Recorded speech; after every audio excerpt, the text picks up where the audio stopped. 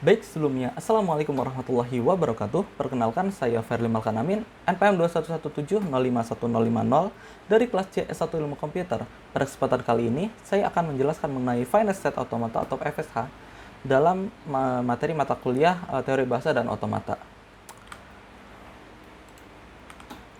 Bagian yang pertama adalah pengertian Finite State Automata. Finite State Automata atau Finite State Machine adalah mesin abstrak yang memiliki 5 elemen atau tuple. Kelima elemen tersebut meliputi input-output himpunan state, relasi state, dan relasi output. FSA berupa sistem model matematika dengan masukan dan keluaran diskrit yang dapat mengenali bahasa paling sederhana, yaitu bahasa reguler, dan dapat diimplementasikan secara nyata. FSA dapat menerima input dan mengeluarkan output yang memiliki state yang berhingga banyaknya. Selain itu, FSA memiliki sekumpulan aturan untuk berpindah dari satu state ke state lain berdasarkan input dan fungsi transisi yang diterapkan. Perlu diketahui bahwa sistem FSH hanya dapat mengingat state terkini karena tidak memiliki tempat penyimpanan atau memori. FSA pada dasarnya digunakan untuk mengenali pola. Dibutuhkan string simbol sebagai input dan statusnya berubah sesuai dengan input tersebut.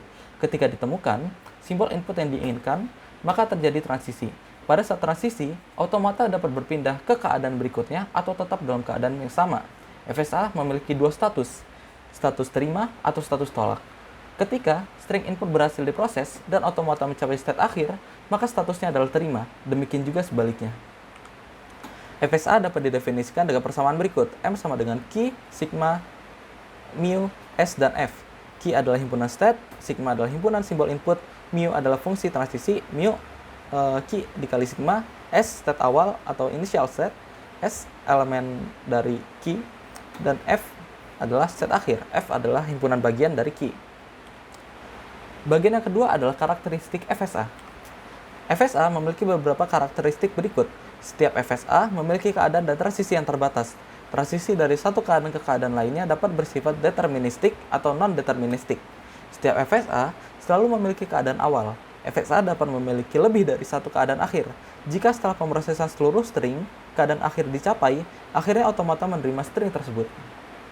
Yang ketiga adalah cara kerja FSA.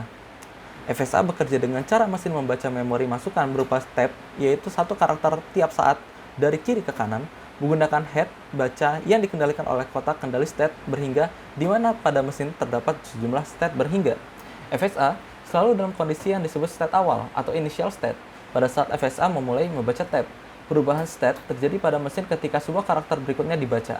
Ketika head telah sampai pada akhir tab dan kondisi yang ditemukan adalah state akhir, maka string yang terdapat pada tab dikatakan diterima FSA.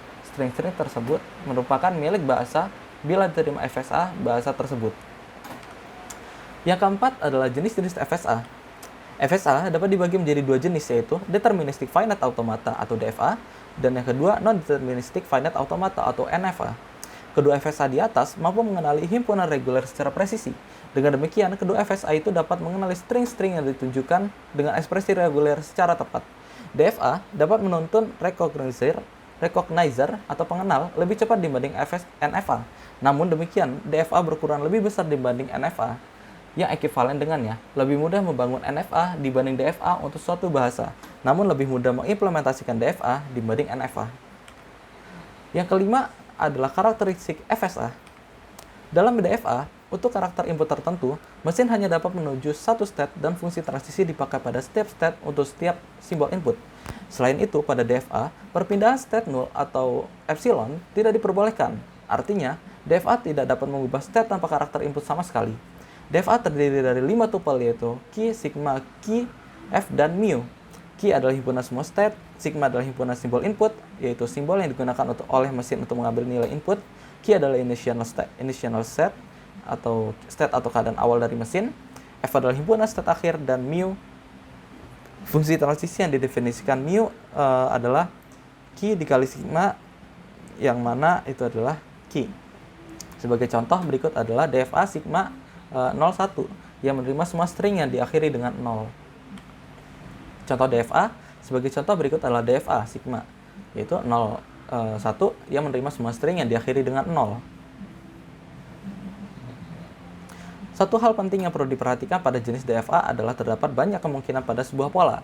Namun secara umum, DFA dapat DFA dengan jumlah set minimum cenderung lebih baik. Yang selanjutnya ada NFA. NFA. NFA hampir sama dengan DFA, namun yang membedakan adalah pada beberapa hal berikut, yaitu diperbolehkannya terjadi perpindahan null or epsilon, yang berarti NFA dapat berpindah ke state berikutnya tanpa membaca simbol input. NFA dapat mengirimkan beberapa state untuk input tertentu. Pada dasarnya, beberapa hal di atas tidak membuat NFA lebih unggul dari DFA. Jika kita membandingkan keduanya dalam hal kekuatan, keduanya setara. Karena fitur tambahan di atas, NFA memiliki fungsi transisi yang berbeda, selebihnya sama dengan DFA. Fungsi transisi pada NFA dapat didefinisikan sebagai berikut. Mu, Q dikali sigma